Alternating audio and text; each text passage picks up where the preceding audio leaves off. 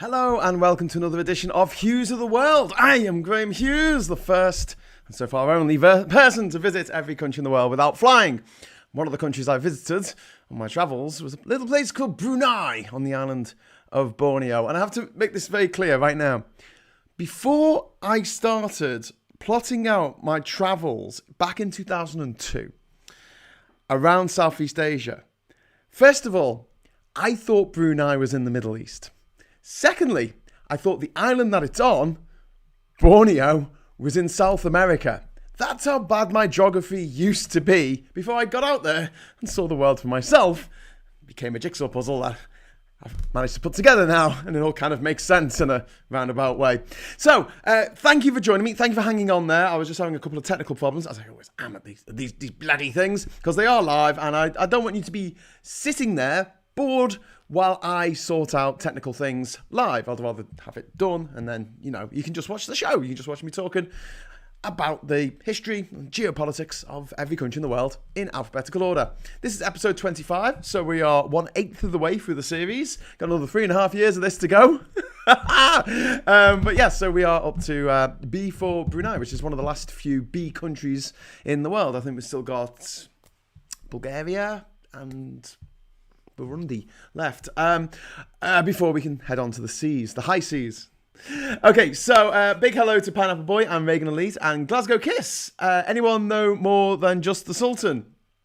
Now you're asking. Looking forward to this, says Reagan Elite. That makes me feel no pressure. It's an abode of peace. That's what it means. Its real name is Brunei Jerusalem, and it means abode of peace, and which is nice. Evening says Lee Corn. I've got Duke Vengeance here saying evening governor. Lee Corn missed the games, was at B&Q, then decathlon. What? Okay, good evening. Someone's been playing Daley Thompson's decathlon on Discord. How excitement. I'm convinced Graham waits until there's 20 viewers. I don't actually. I wait till I've got the tech stuff all sorted out and I've got all my my setups in place. I haven't actually, I got most of them. I got most of them sorted. You'll have to bear with me for a couple of things, but we're going to get there. Burkina Faso. Okay, thank you very much. I missed that one. Pineapple Boy. So yeah, Bulgaria, Burkina Faso, and Burundi I've got left of the Bs. So there's just 3 Bs left to go. Okay, so let's tell you a little bit about Brunei. It is the last remnants of an empire that once included all of Borneo and the southwest Philippines. Brunei is now one of the smallest countries on earth. However, it does have some of the most intact primary rainforest in all of Borneo, and we'll come on to why that is in a little bit. Brunei, although it's got all this money, and we'll talk about that obviously, is remarkably quiet and undeveloped. The vast majority of it is undeveloped. It's 70% of it is pretty much a national park. It's a relaxed country with easygoing people, and for most people, Brunei is just a stopover on the way between Sabah and Sarawak, which are the two parts of Malaysian Borneo, which are caught in the middle by Brunei because there's no road connecting them. So you've got to go through Brunei and then to this little island called Palau Labuan, and get the boat across. That's the only way. It's kind of mad, and I'll show you a bit more of that when we get to the map. And other people use it as a stopover for flying when they're going to the Pacific or something. But there's a lot more to it than that, obviously, and it's well worth checking out. Obviously, the rainforest is there to explore, and also Bandar Seri Begawan, which is one of the best names for a capital city in the world, is it's beautiful. I mean, there's a lot of lovely mosques there, and there's this amazing water village that's all on stilts. And it's worth checking out. But maybe spending a couple of days. I wouldn't recommend it for months and months on end, but a couple of days layover, yeah, be all right. And apparently you're allowed to take a little bit of alcohol in. I didn't know this. Every time I've been there, and I've been there 4 times now, every time I've been there, I've downed my hip flask before I go into the country because I didn't think you could take alcohol in there because it is a dry country. But apparently you can take up to something like 2 litres of alcohol in. as a backpacker, as a traveller. So I should have known that. Cool. Anyway, so no, I've never drank in Brunei, but I'm pretty sure I've been drunk going into Brunei. So fast facts: Brunei has the largest residential palace in the world, the Istana Naru Iman, which is near Bandar Seri Begawan, the capital. The palace covers over 200,000 square meters. Oh yes, it contains 1,788 rooms. It has 257 bathrooms, a banqueting hall for 5,000 guests, a garage for 110 cars, and an air conditioned stable for 200 ponies, and five swimming pools. Excessive. Anyway, it was the first country in Southeast Asia, first Asian country actually, to ban shark finning in 2013, which is a good thing that it did. We're going to come on to a few of the bad things it did a year later, but we'll come on to that. Southeast Asia's biggest and most expensive amusement park, well, it's not expensive to get in, is in Brunei. It's called Jeradong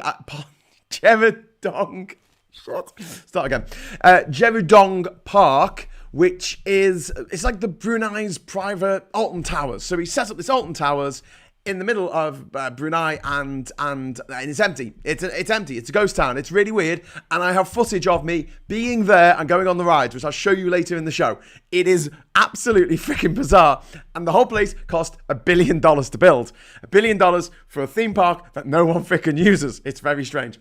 One of the most famous landmarks is the Omar Al Saifuddin Mosque, which is the one with these really cool gold roof on it. I don't know if it's in the background of this picture. No, it's not. But yeah, I'll show you some more of that later, because I got some footage of that when I was there. It's made up of, the dome is 3.5 million glass pieces.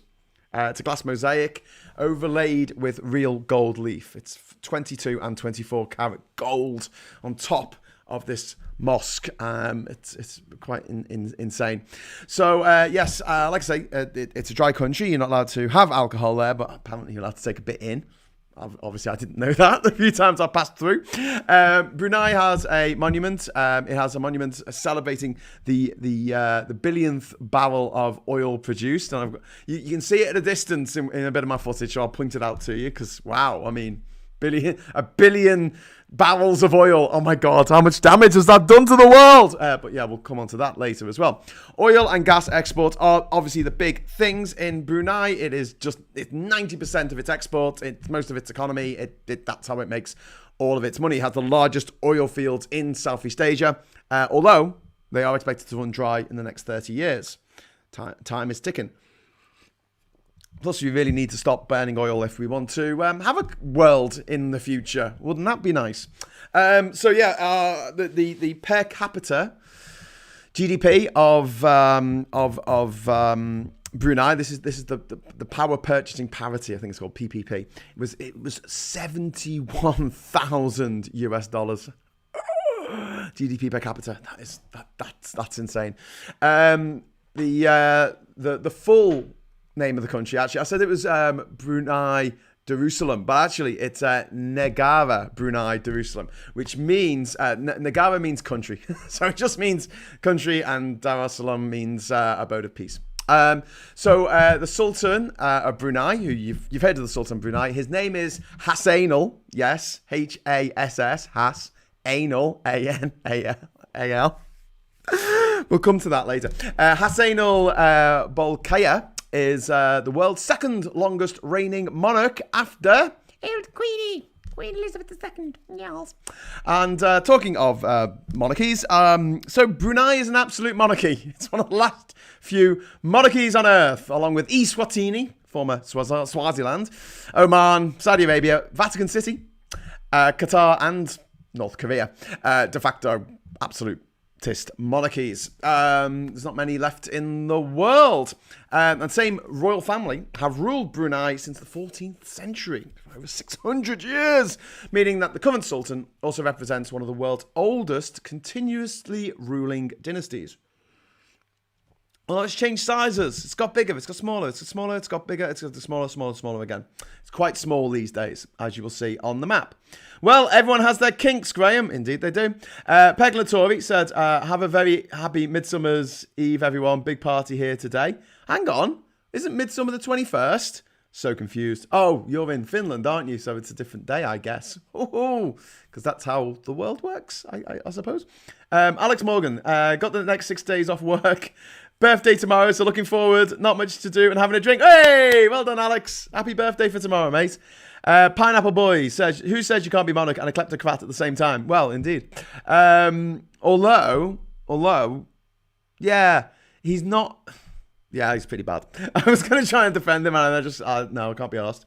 Yes, he's a bit of a wrong one, I think. He's getting mad in his old age. Anyway, so as I said, the capital is Bandar Seri Begawan, which is well worth remembering for pub quizzes. It always comes up. The population is about 464,000 people, so it's not that big. Less than 500,000 people live there. And its flag, which I have here, was adopted in 1906. Didn't become a country, didn't become an independent nation until the 80s, but, you know, 1906. Basically, it has a yellow background, which represents the royalty, the Sultan. And then it's got this band of white and a band of black, which represents its 2 chief ministers, apparently. And then in 1959, the central red and yellow coat of arms was added. And it's got a crescent. That's a crescent. It's not an anchor. It's a crescent. Sorry, I'll do that here. So that's a crescent going underneath. And above it is the royal parasol. So I think it's the only flag in the world with an umbrella on it, which is quite cool. And that's a symbol of royalty in Brunei. And there's 2 inscriptions on the flag there. I don't know if you can see it. It's quite small. But the top one along the crescent says, always render service by the guidance of God in Arabic. And on the little banner underneath, it says Brunei Darussalam, which is funny because it's one of the few flags in the world that actually has the name of the country on the flag. If you want to name me another country that has the name of the country on the flag, go for it. Put it in the comments and I'll give you a thumbs up for that. There are a couple of others. It just seems like a weird thing to do, but I can think of 2 off the top of my head, and they're both in Latin America. Right, okay, so the currency is a very hard name for a currency to remember. You've got to remember this. It's called a dollar, okay? So you have a Brunei dollar, and their dollars are worth exactly the same as Singaporean dollars. In fact, they're interchangeable, pegged to each other. Hey, kinks, eh? Anyway, so moving swiftly on, the languages, the official languages are Malay and English. Now, interestingly, Malay, of course, that is spoken along Malaysian Borneo, that top bit of Borneo that you'll see on the map in a moment. Why they're different countries? Because of British interference, Spanish interference, Portuguese interference, and Dutch interference, just everyone interfering, messing with other countries. It's the same reason why Senegal is like this sort of D-shaped country on the west coast of Africa, and in it's got this little worm country that burrows into it, which is called the Gambia, and they both share the same heritage, ethnic heritage, share the same the same religion mostly. They share the same local language, indigenous language, but Senegal is French and Gambia speak English because Europe turned up and messed things around. So yeah, divide and conquer. However, Arabic isn't an official language. It's really weird because when you're actually in Brunei, you see Arabic everywhere, and they've got it on the freaking flag, but it's not an official language. It's a bit strange, but there you go. It's a Muslim country. I should put that out. Obviously, it is a Muslim country, but it's not in the Middle East. It is in Southeast Asia, and I'm going to show you that on the map in a moment. Oh, cash of the world, I was going to say. Cash dummy, €10 super chat. Woo! I love Hughes the World. I'm sorry to miss so many shows, Graham. It's a high season at work. You look great. I think you lost some lockdown weight. Me too. I love it. I don't think I did. It's just this jumper, right, with these stripes. It makes me look slimmer than I actually am. That's why I wear it. every day. Also, I don't have any other jumpers apart from that Nike one. Anyway, Betty Biscuit says, "Good evening, but to Reagan Lilly, not to me." Oh, thanks, Betty. Paraguay has its name on the flag. It does indeed. It does indeed have its name on the flag. Is there anyone else? Can anyone else get the other country that I'm thinking of in South America that has the name of the country on the actual flag? It's in Central America, this one, if you can find it. Yes. Also, Paraguay has the only flag where the obverse is a different design to the reverse. True story. Okay, so can I have one? Can I have 3 of those jumpers? Yes, I'll send that to you. Peglatori, please tell us your very informed opinion on the Brooke family.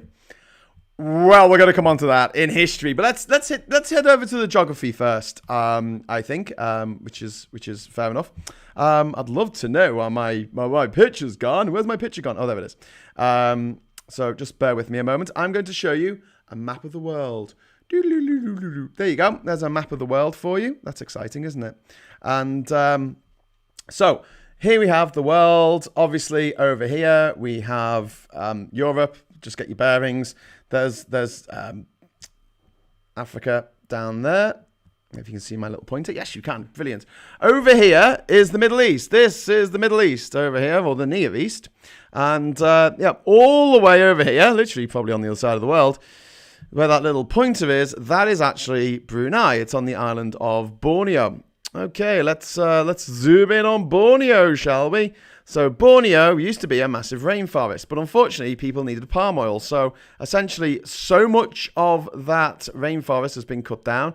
It's kind of really not funny anymore. So if you look at the map, you see the green bits of the map? You see the green bits? That's still rainforest. You see the bits that aren't so green around here, all this bit here, all this bit here. Yeah, that used to be rainforest. When I was born, that was all rainforest.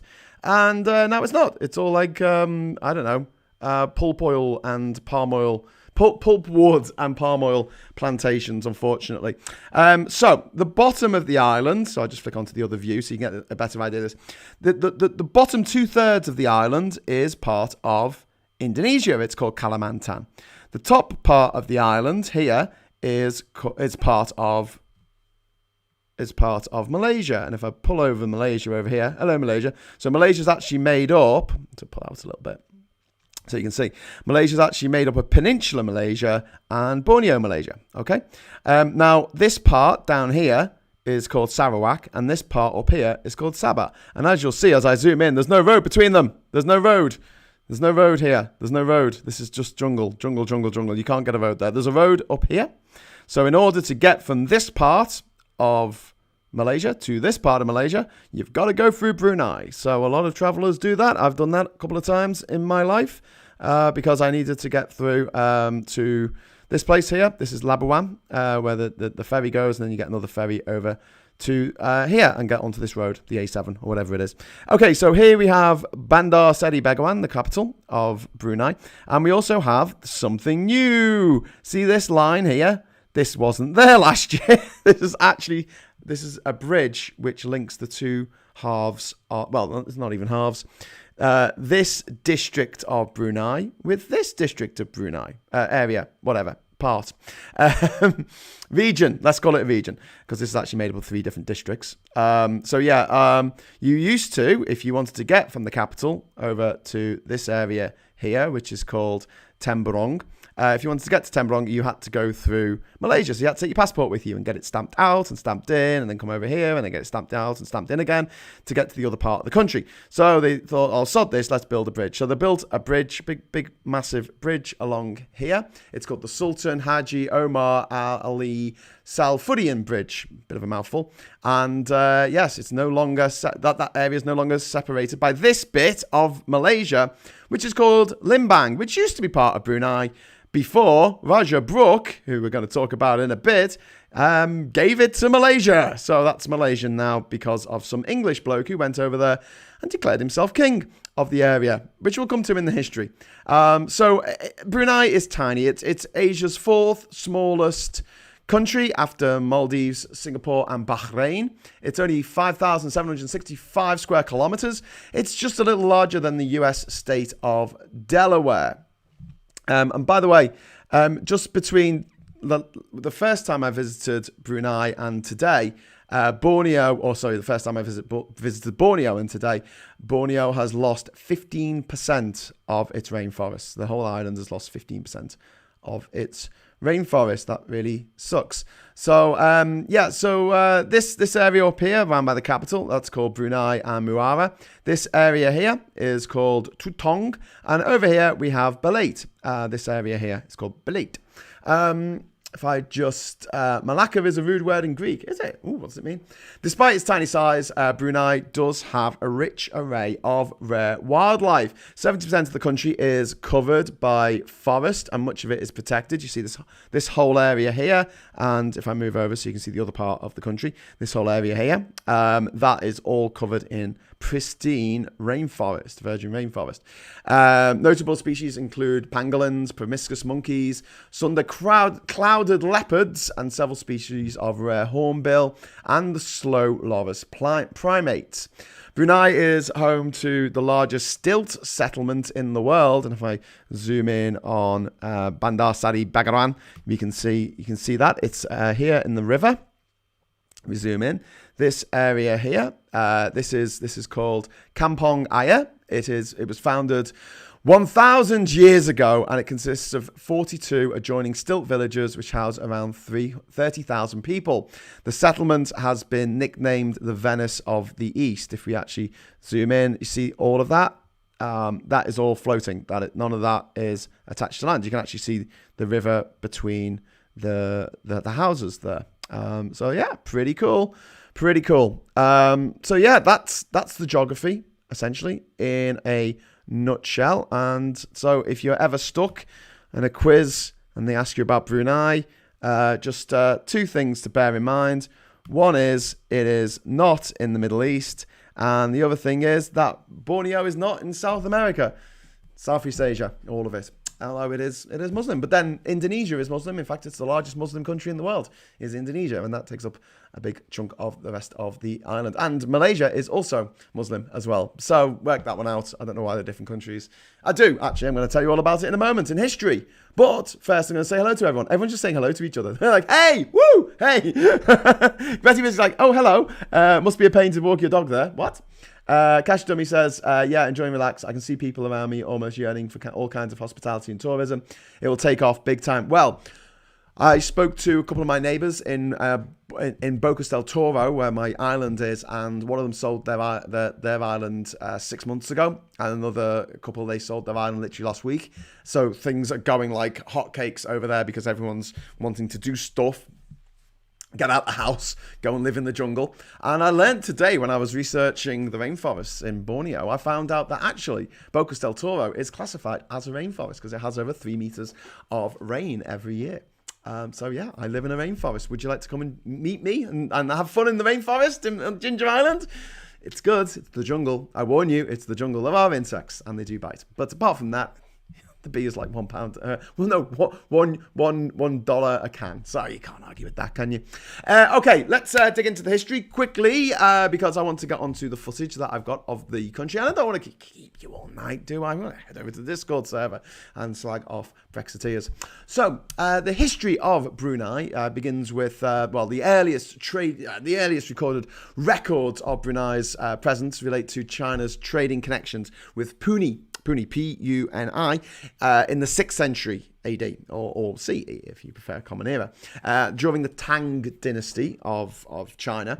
Prior to the region's embrace of Islam, Brunei was within the boundaries of the Sumatran Srivijaya Empire and then the Majapahit Empire of Java, which is pronounced Jawa, actually, and there's a place on Jawa called Solo. So I think it's where they got a lot of the names for Star Wars. I don't know. Brunei, founded by Awang Alak Betatar. What a great name. Later to be Sultan Muhammad Shah, reigning in AD 1400. He moved from Garang in the Temburong district, which is the bit that's cut off from the rest of it at the moment, to the Brunei River estuary, discovering Brunei. According to legend, upon landing, he exclaimed, Baruna! Loosely translated to, that's it, or there, as in, it's there, which is what Shaun Ryder was supposed to say in the Gorillaz song Dare, but he couldn't say there. He was all mashed off his head, so he just said there instead. So basically, if you think of Gorillaz, you know what the name of Brunei comes from. It's there. And that's where the Brunei comes from. Just, yeah. Eureka. I have it. By the 15th and 16th centuries, the so-called golden age of the Sultan, his name was Bolkiah, Sultan Bolkiah. Brunei Darussalam had become a considerable power in the region. Its rule extending, like I've said, throughout Borneo, throughout the whole of Borneo, and up to the Philippines, up to Manila. The Spanish and the Portuguese were the first European visitors, and they arrived in the 16th century. But they failed to make any real inroads by force, although the Spanish did take Manila and ruled it from... Okay, I might need to go to the map just to show you how mad this... I'm going to go to the back. Should I go back to the map? Do you mind if I go back to the map for a moment? You're going to hate me forever if I go back to the map. You're going to be like, Graham, you're obsessed with maps. Stop it, you strange boy. But I'm going to show you the map because this is just funny to me. Okay, I just find this hilarious. So here's Brunei, right? I'm going to zoom out, and my internet's crap, so it'll take ages to update. So there's Manila. Oh, hang on a sec. You can't see what I can see. Oh, there you go. Right, got to press the fade button. Crossfade with a GB News, sub GB News.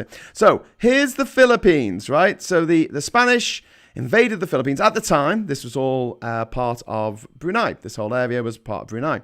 So they invade Manila, and then they run Manila from the capital, okay?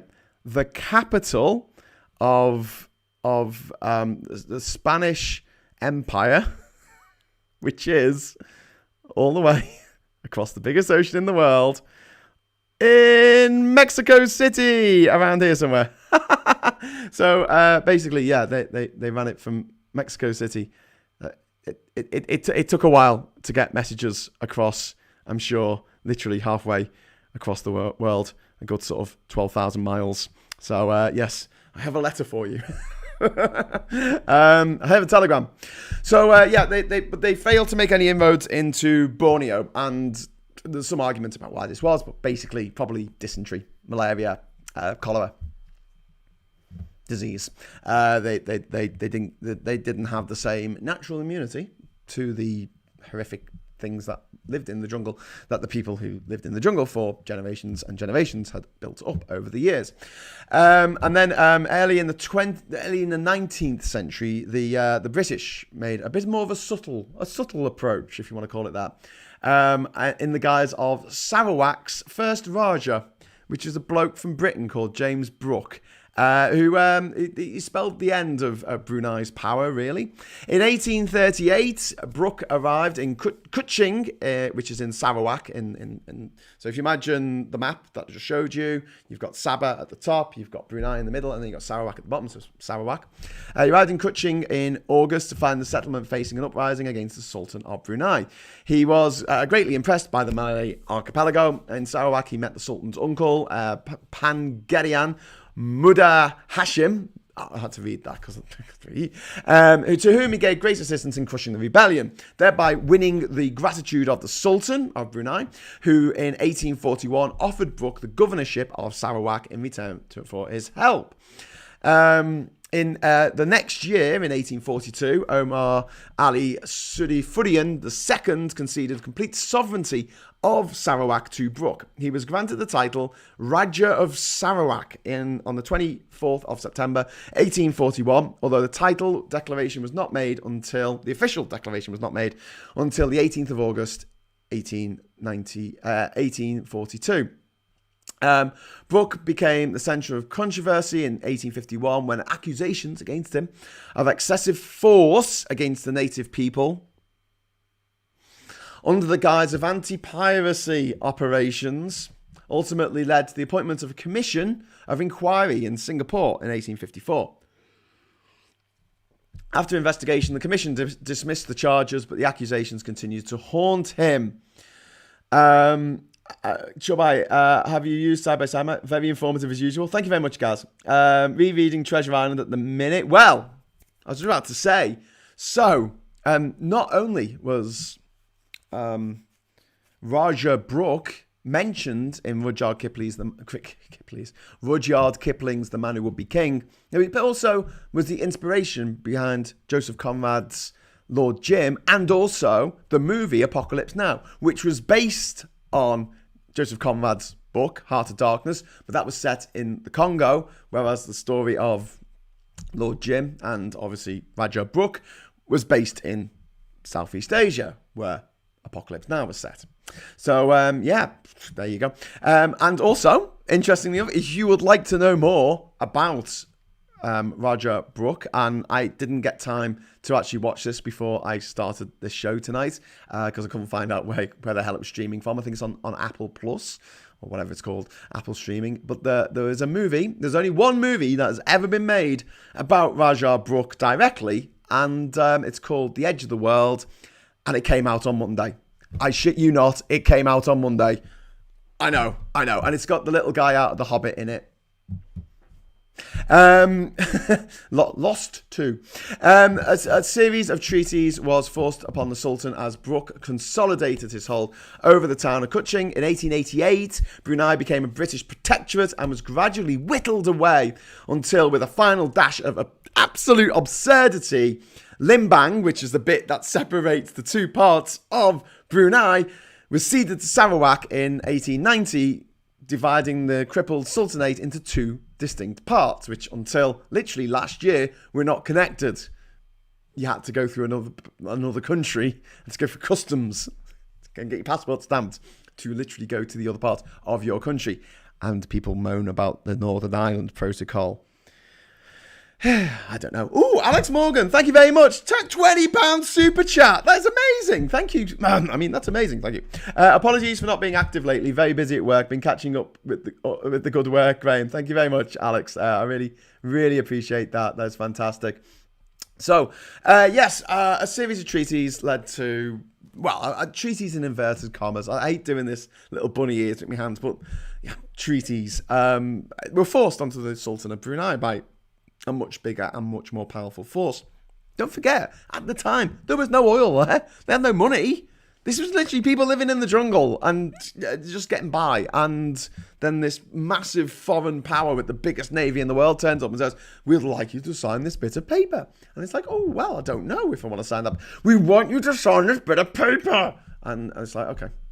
Do you know what we did to China? Do you know what we did to China? Well, they didn't want to sell our drugs, so we burnt down the Summer Palace. We burnt down the Summer Palace. Do you know how big the Summer Palace was in China that we burnt down? It was bigger than the Forbidden City. It was bigger than the Forbidden City. That's how big it was, and we burnt it down because they wouldn't sell our drugs. Anyway, moving back to Brunei. In 1929, just as Brunei was about to be swallowed up entirely by Malaysia, or British Malaya, oil was discovered, which became the saviour of Brunei. Brunei would have been swallowed up by a bigger country next to it, as happened to Mindanao and the Sulu Islands in otherwise Christian Catholic Philippines. And those islands, the Sulu Islands and Mindanao, which are the most southerly islands of the Philippines, have breakaway militia groups. The one in Mindanao, and it's not funny because these people have killed people. Obviously, that's awful and everything. But they're called the Mindanao Islamic Liberation Front. Yeah, they're called MILF. Anyway, that didn't happen. That didn't need to happen to Brunei because Brunei managed to keep an element of independence because it found oil. And it turned this tiny state into economic power overnight. And the present sultan's father, who was called Omar Sadifuddin, which the bridge is named after, kept Brunei out of the Malayan Confederacy, preferring that the country remain a British protectorate. And the oil money, most importantly, remained on home soil. In 1962, in the lead up to amalgamation of the new state of Malaysia, the British pressured the Sultan of Brunei to hold elections. And the opposition Rayajat Party, which wanted to keep Brunei independent but make the Sultan a constitutional monarchy, within make him a monarch within a constitutional system, within a democracy. They won an overwhelming victory in that election. But the Sultan said, sod that, I want to stay in charge. He refused to allow the new government into power. And an armed insurrection, a rebellion, broke out, supported by the Indonesian government. That you love diddling with, not diddling, that's a bad word, interfering with the neighbours. The uprising was quickly quelled by British military backing for the Sultan, by the way, not for democracy, for the Sultan. And a abode of peace has been under emergency laws pretty much ever since. In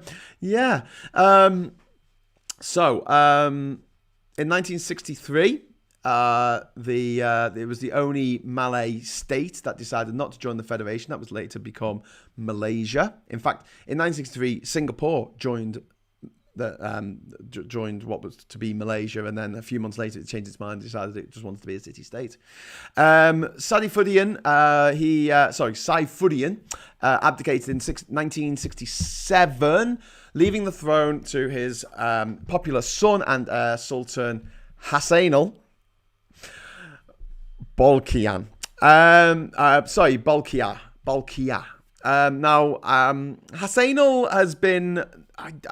he started off all right, I think, and as he got older, he got turned into this sort of cross between Howard Hughes, Scrooge McDuck, and I don't know, Ayatollah Khomeini.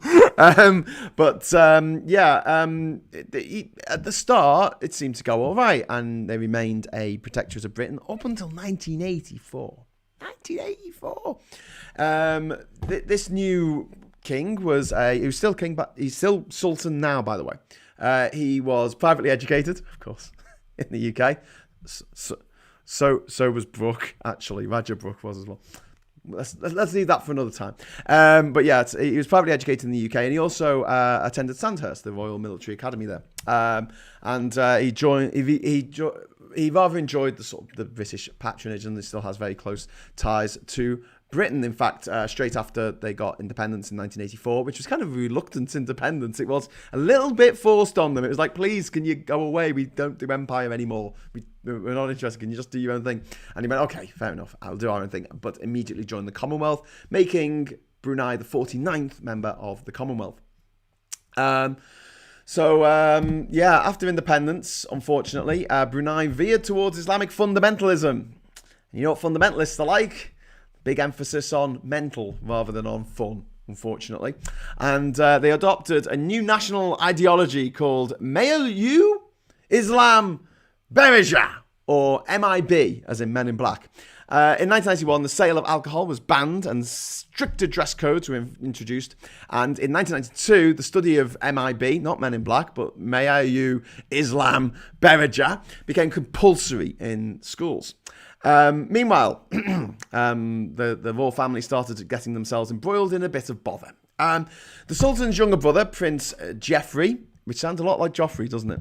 Geoffrey became a byword for extravagance, both in his private life and, rather more seriously, in his role as finance minister. Scandals and rumours of financial corruption forced the Sultan to sack Geoffrey in 1997, but the damage had been done, and Brunei found itself with seriously depleted financial reserves. Oh, yes. That's why it's like, is it a kleptocracy? Well, not really, but maybe. In 1987 as well, the royal family hired Miss USA, Shannon Mark Ethick,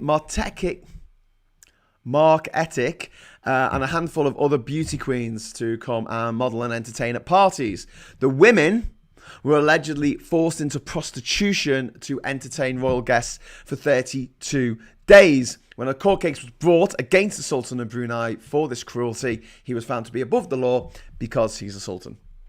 Yeah, I love it when people commit crimes and then are found out to be above the law. It's always great when that happens with people like Boris Johnson and Trump and Putin and... Oh, Jesus. Anyway, so he's above the law.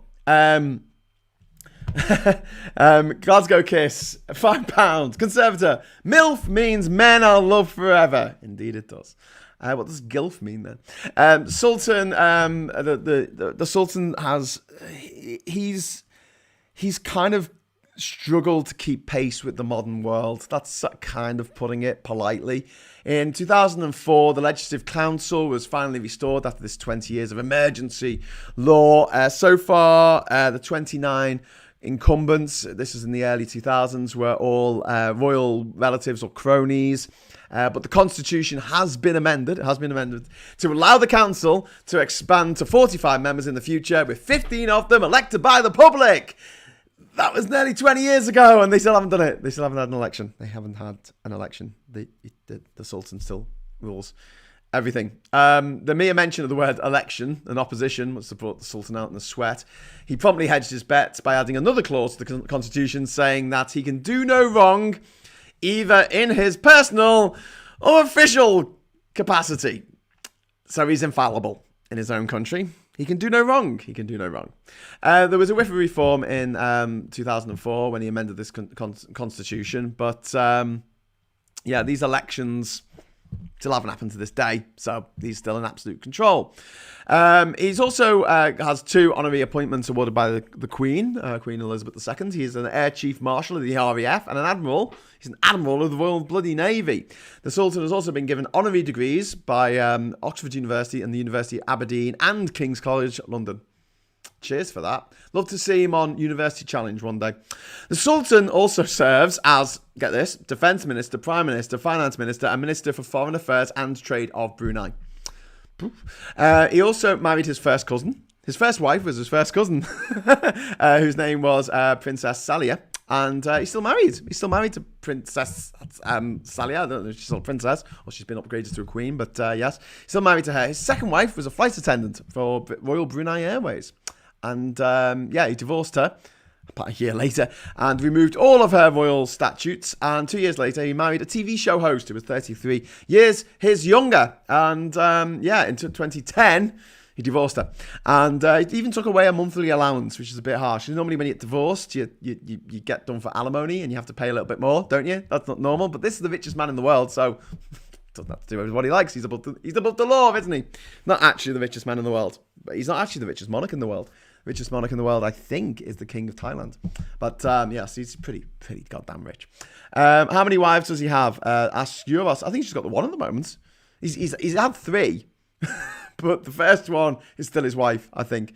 Anyway, so I think these divorces took it out of him because in 2014, Brunei became the first East Asian country to adopt strict Islamic Sharia law. It allows punishments such as stoning for adultery and amputation for theft. I don't know if any amputations have been carried out yet. I know no stonings have, but you have to understand how horrific stoning is. Stoning still happens in countries like Saudi Arabia. And what they do is they will bury a woman who's been raped and therefore she's broken the bonds of marriage or something. They will bury her up to her hips in sand. And then a bunch of scallies will come along and throw big fuck off stones at her face until her face is all smashed in and her skull's crushed and she bleeds to death in her own head. That's the way that people are stoned to death. I know it sounds like something from Monty Python. We say, oh, they're going to get stoned, or it sounds like something you do when you smoke drugs. But no, in the reality of stoning, it's absolutely fucking horrific. And the fact that they went from a state that didn't allow stoning to a place that potentially now does allow stoning is pretty horrific. The good news is that they haven't killed anyone yet. Yet being the operative word. They actually haven't killed anyone since the 28th of February 1992. That was the last time that someone was actually put to death in Brunei, and they weren't put to death by stoning. If they did put someone to death by stoning, I think there would be an international outcry, because a lot of people who live in Brunei are actually Westerners, people who work for Royal Dutch Shell, which is the big oil company over in Brunei. And then it gets worse. In 2014, he also passed a law that made homosexuality a crime punishable by 10 years in prison. And then 2 years ago, he announced that the penalty for homosexuality would be death by stoning. So at the same time that other countries were making gay marriage legal, they were making it so that if you were caught making love to another man and you were male, you could literally be put to death by stoning, which is one of the most horrific ways to die. It's torture. It's a cruel and unusual punishment. I think most ways of killing people is. So yes, whatever its political waverings, though, just to give some good news stories for Brunei. Brunei's wealth still allows its citizens to the chance to enjoy an unprecedented standard of living. Literacy rate is at 94%. Life expectancy is 77 years. There are pensions for all, free medical care, free schooling, free sports and leisure centres, cheap loans, subsidies for many purchases, including cars, short working weeks, no income tax, and it has the highest minimum wages in the region. Officially, its foreign policy is mutual respect of others' territorial sovereignty, integrity, and independence, the maintenance of friendly relations amongst nations, non-interference in the internal affairs of other countries, and the maintenance and promotion of peace, security, and stability in the region. If you want me to say something nice about Brunei, it hasn't declared war on any of its neighbours. I don't think ever, and also it does protect a lot of the virgin rainforest that falls within its borders, which is more than I can say for Indonesia. I'm looking at you, Kalimantan. Okay, so no conga in Brunei. Yes, I don't think you should do that. Let him who is without sin cast the first stone, says Pineapple Boy. Very good point made by Mr. Jesus. So what I'm going to do now, little treat for you, if you will indulge me for a moment, is I will share with you my experiences in Brunei. So just give me a minute to get the video up here, and yes, I will take you on a little journey to a little place I once visited a long time ago. Can you do me a favor, right? This was a long time ago. I want you not to laugh. Okay, that's my only request. All right? I don't want you to laugh at just how ridiculous I look in this video, if you would be so kind. And also, if it's getting a bit loud or something like that, or you're not enjoying the sound so much, please let me know, and I will knock it off, or at least turn it down on your end. There's no music on this, so obviously I can play the actual sound. So just one moment, and yeah, I'm just queuing up the video, darling. I'm just queuing up the video. I will appear in a moment in the video, so you'll be able to see me talking away. But I've got to just reset a few things before that can happen. So here we go. Let's go and check out my travels in Borneo back in 2002. Take it away. Video. Here we go.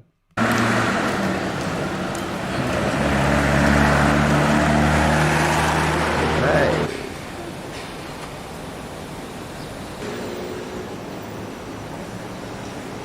So there we have the mosque there. Tell you more about this in a moment once I've finished faffing around with my computer.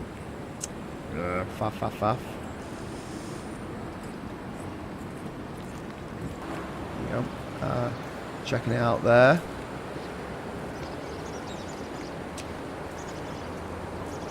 All good.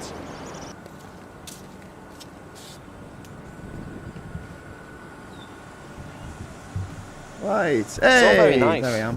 There you go. It's also very, very boring. Bit harsh. So there I am in Brunei there. What's this thing here? Oh well, we're going to a fun park later, so that should be a lot better. If they've got roller coasters. You sure they've got roller coasters? I don't know. Better have roller coasters. It's in an afternoon. There's a drawer there too. On the other side of the room. Okay, so yes, this is Brunei. This is Brunei.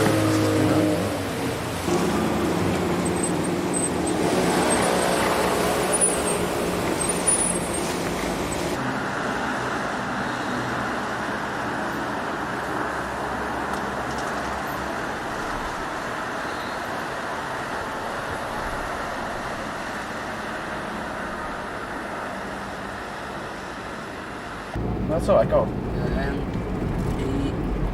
Normally goes to the address book and then sends the email, but this time he thought he'd type it out. Someone's talking to me here. I haven't actually I haven't watched this in years. I don't think I've watched this since I recorded it. But here we are driving through Borneo at night. Brunei. There you go. That's the mosque again.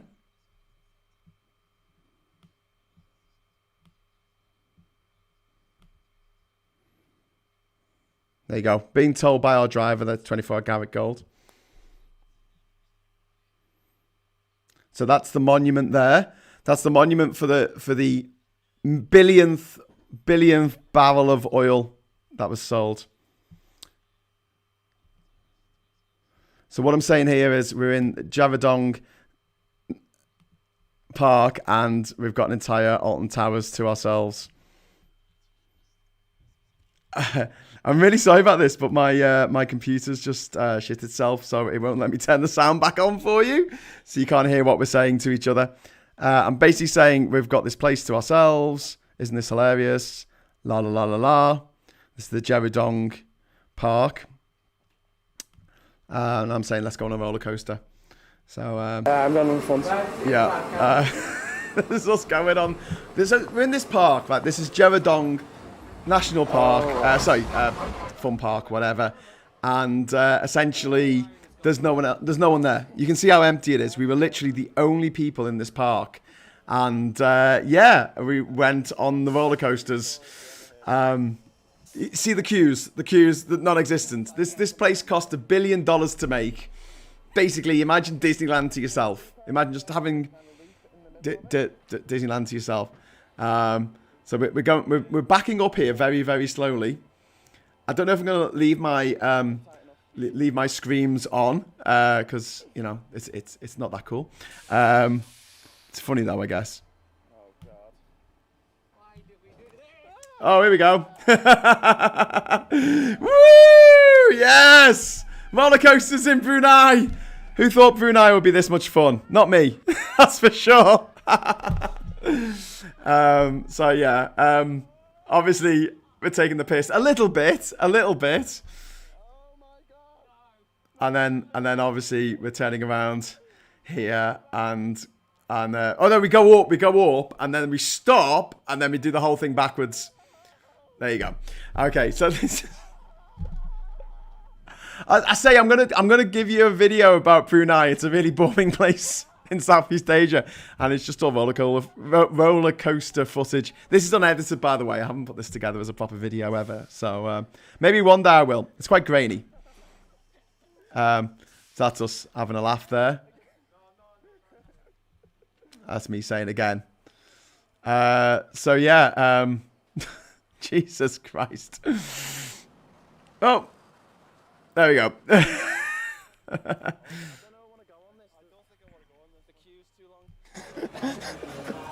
So I'm just making a joke there about the queue being too long to go on this next ride.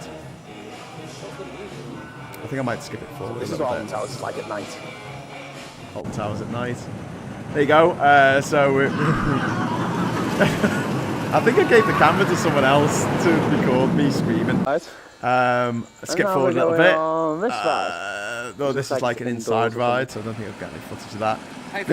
These are the little racing cars that went at like 5 miles an hour. They were so slow. Absolutely hilarious. The Sultan once paid Michael Jackson, I think, $13 million to play at this park. Oh yeah, you can see there. You see there. You can see there. Oh, you can't because I'm moving around too much. There you go. That's the monument. That's the monument to the billionth barrel of oil sold, which we were at before. Well, we went past it in the car. So you're looking out at night in Brunei with a very old digital camcorder. So yeah, I think I might skip that a little bit. There you go. There's the mosque again, which is cool. That's the Omar Ali Saifuddin Mosque, as it's called, named after the Sultan's dad, I think. And yeah, what else have we got here? I'm not going that's the park below us. Obviously, not great quality footage, but it was 2002 when I was there, so but a good laugh nonetheless. There's the mosque again. This is one of the rides that I went on, which is where you go up to the top and then you drop down like that. That's me. That's me with shorts on there. That's me. Behind me here is the Jame Mosque. which Oh, no, is, that's the Jame Mosque. Okay, if you say so. Sultan's own mosque. I can't You argue look up with, here. you know, me Actually in got the past. a gold dome, and that's 24 and 22 karat gold. Well, there you on the go. minarets as well. I think I mentioned that earlier in this video. Gold! Let's put some gold on the dome. You know when you got too much money? How do you know when you got too much money? When you start putting gold on top of a building. But there you go. Lovely. Right, so, and then... to Miri, Okay. which is back in Malaysia, in Sarawak on the other side. And then I'll be trying to get the overnight coach to Kuching. Okay, well that looks So like... tomorrow morning we should be in Kuching, but it's going to be very interesting because I'm just going to be sitting on coaches and reading the book. Okay, so that was my travels in Borneo, in Brunei specifically. I go on through more of Borneo, but you just have to bear with me for a second while I get my video set back up, because obviously it just doesn't work like it should just bloody work. So just give me a moment to fix this up. I will do like this. Oh my God. Oh, sorry, I've disappeared. I'll be back with you momentarily. But what the most wonderful thing is I didn't really know how much footage I had there, but it was just the exact right amount to take us up to 11 o'clock, the end of the show. So that worked out quite well. So that was me in Brunei. So, you know, I have been there, like, I'm not just reading this stuff off the internet going, oh, that looks like a nice place to visit. I have physically been in every single one of these countries that I talk about. So I'll just share a bit of the footage that I got in those countries with you. Obviously, that was in 2002. When I went there again, it was in 2010 as part of the Odyssey expedition. So I've been there a couple of times. End of the show, bugger, says Andy McAvoy. Oh, but you got there. Could you be more stereotypical Scouse, says Waymaker. Well, that Jevedong playground was actually free to get in. You didn't have to pay to get in. You didn't have to pay to go on the rides. And we just kept on going on the same rides again and again, just going again. There was log flume there and just loads of roller coasters and shit. And it was just really bizarre. It was like having Alton Towers to yourself one night with just you and your mates who you literally just met in the youth hostel a few moments earlier. So Peglatori says, at least Norway built a seed vault instead of putting gold on top of mountains. Indeed, that was a better way of spending their money, I think. Cash Dummy, currently the theme park has reduced its footprint to phase 1 and 2, the original playground. It has revised its ride admission with the new ticket card system. Very interesting, Conservator. Graham Scream in Ride Dragon. Well, gold keeps better in weather than marble. Oh, I didn't know that. Well, that's the reason. That's one of the reasons why we keep stuff in gold, isn't it? Because it doesn't tarnish, whereas silver does tarnish. And it's one of the reasons why gold is the go-to material. Why that element is used to inhibit worth, to have worth in it, is there's a few reasons, but one of them is because it's just about the right weight. Obviously, you have to make it into an alloy because pure gold itself is quite soft. You can actually push your fingers into it. Whereas if you put a little bit of other metals in it, you can make it a bit more solid. But that's why gold was picked, basically, because it doesn't tarnish. Silver does. Ginger happens when someone has unprotected sex with a clown. Okay, Patrick Baker, whatever. Gaz Riley says, it's weird, but some exotic places you think are going to be amazing can be boring, especially if you're alone. Well, actually, I mean, it was one of those things where I turned up and went, oh, this is boring, this place. And then I went to a playground and went on loads of roller coasters. I was like, actually, no, this is all right. This place can stay. So much hair, says Beclatori. I remember it well. Oh, that's from 2002 for that time. Awesome footage. Yes. Thank you very much for the time. Aluminium would work just as well, better for gold. Would it? Could we have gold cans of Coke? Gold is an excellent conductor of electricity. So what happens if there's lightning in Brunei? Well, there's a lot of lightning in Brunei. The weather's quite tropical, as you might imagine. They have a lot of rainfall. They have like 3 meters of rainfall a year. When I was there, it was quite wet, actually. And a lot of the photos, 'cause I was looking for nice photos of the place, to use the background here, and a lot of them were quite, overcast, surprisingly overcast. So I guess they just do that to make things look a bit nicer. Okay then, well that's it for the show today. I hope you enjoyed learning a little bit about the little country of Brunei. There's not a lot to it really, and you got to learn about Raja Brook. And please check out that movie, End of the World, if you fancy knowing more about him. I don't know if they sugarcoat his story at all, but someone said to me earlier today that actually he was more interested.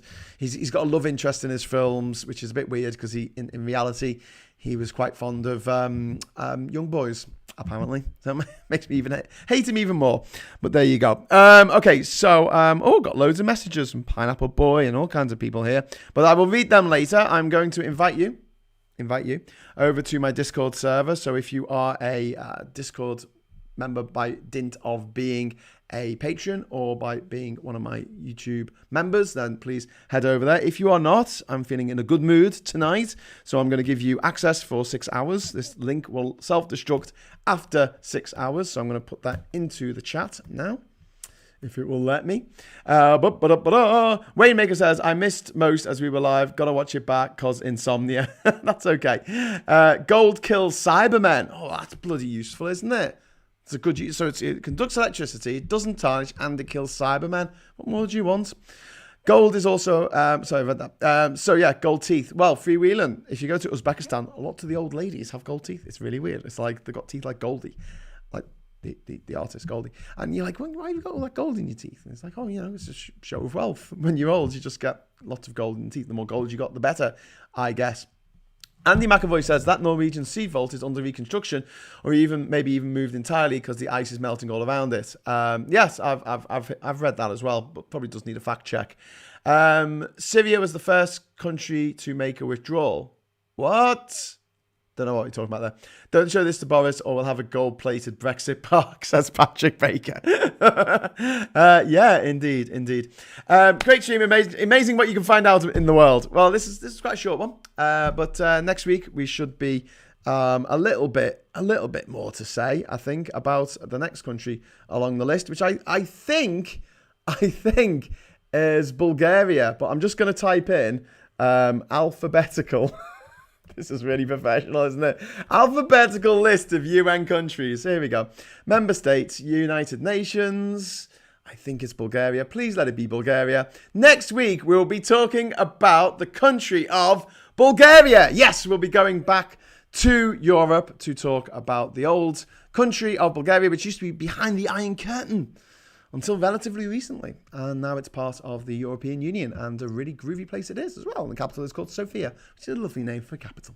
Anyway, so, right, until next time, I will say thank you so much for watching. Thanks for all the messages. Thanks for the super chats. Really appreciate that. If you want to head over to Discord, I'll be there in a moment. Otherwise, tomorrow I'll be back with another round of Hughes Round at 1 p.m.